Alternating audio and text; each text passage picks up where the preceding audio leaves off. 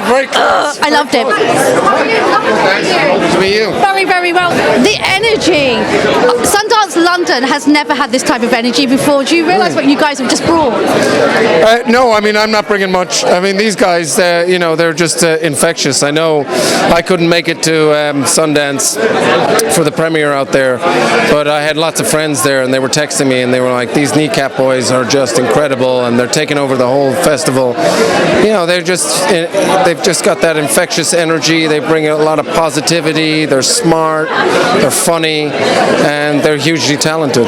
You really wanted this to happen, right? You really wanted this film to happen. What was it that made you say this has to happen and I want to get behind it? Well, I think the film was happening with or without me, for sure. I think, they had sort of got their budget and they were going. I just felt privileged to be part of it. I didn't know anything about the band until my production partner at DMC, Conor McGahan, was like, oh, this script has come in. These guys called Kneecap, and I started Googling them and checked out their videos on YouTube, and I was just like, immediately was like, I'm in. Did they get you rapping? No.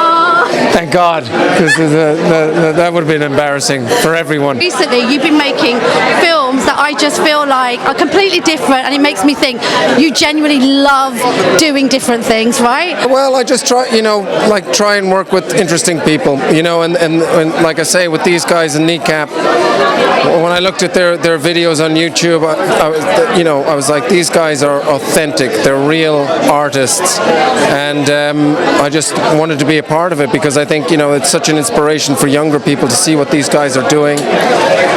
They're creating art out of their experience, and that's what it's all about. They're pretty outspoken as well, and a lot of people are afraid to speak up and talk passionately about the things that are going on in the world, and I've absolutely loved that they've really spoken from the heart. The younger generation sometimes feels like I don't know enough, so they stay quiet.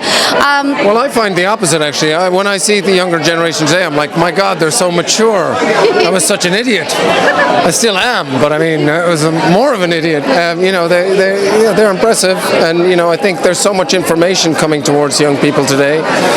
It's sort of overload, and the impressive thing about these guys is they can just sort of distill it down and put it into their art. Sundance is all about showcasing new, fresh talent, right? I hosted a screening the other day with loads of independent filmmakers, and everybody wanted advice from people like you, people that have done it. What would you say? Oh, right. I mean, I think, be true to yourself and follow your instincts, and then apply yourself. And final question, what is happening in Ireland? I feel like the talent was always there, but Barry Keoghan, everything that's going on right now, Andrew Scott, Paul Mescal, it's beautiful to be Irish right now.